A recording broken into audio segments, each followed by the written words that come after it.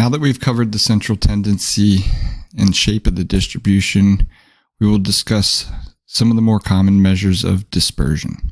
The first one is the range, which is the difference between the max and the min, the max minus the min. Although it's real easy to calculate, it's not very informative. In Excel, you would use equal max, the cell range, minus min in the cell range. Typically, we're just going to focus on reporting both the maximum and the min, that is, the components of the range, rather than the range itself. The next measure we'll discuss is variance. The population variance is denoted as sigma squared, and the sample variance is denoted as S squared. It is equal to the sum of the squared deviations from the mean divided by n minus 1, or the sample size minus 1. It can be calculated in Excel by typing in equals VAR.S for sample variance and entering the cell range.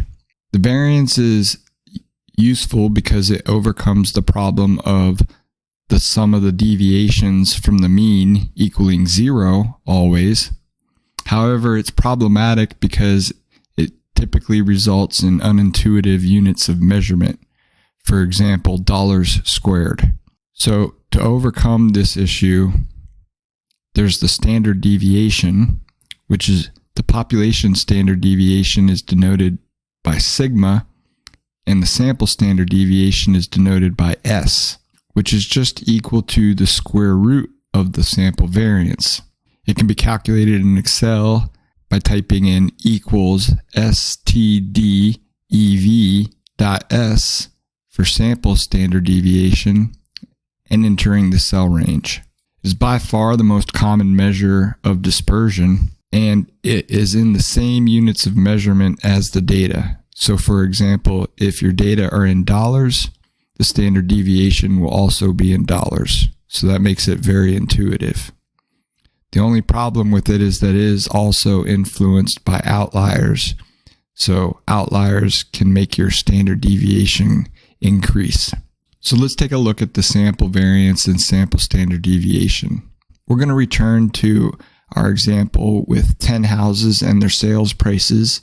In this example, I have divided the sales price of the house by 1,000 to convert the prices to thousands of dollars.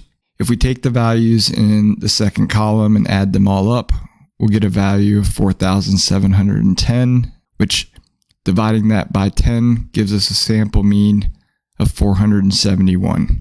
Now, subtracting the average of 471 from each observation will give us the deviations from the mean that we see in the third column. For example, the first price is 17 above the average. The second price is 299 above average. The third observation or house is 201 below average, and so on.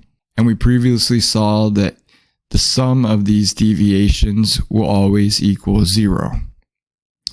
So to overcome that problem, we square each of the deviations in the fourth column. That is, 17 squared is 289. 299 squared is 89,401.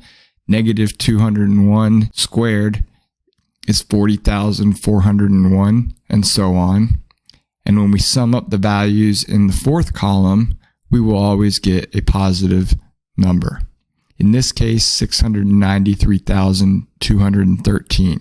If we take that value and divide it by n minus 1, or in this case, 10 minus 1 or 9, we get the sample variance, which in this case is 77,024.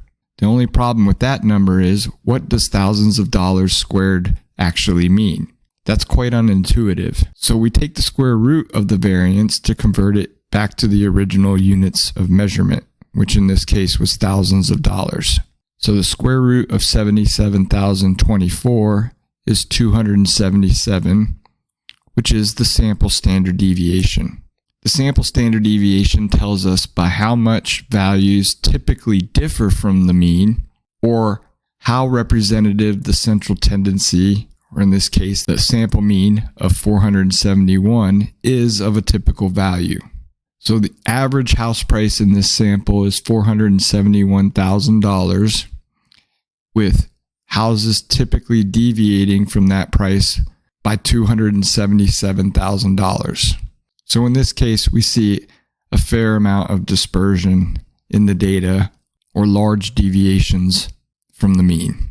In the next video, we're going to go over standardized values using the mean and standard deviation and tie that in with the empirical rule.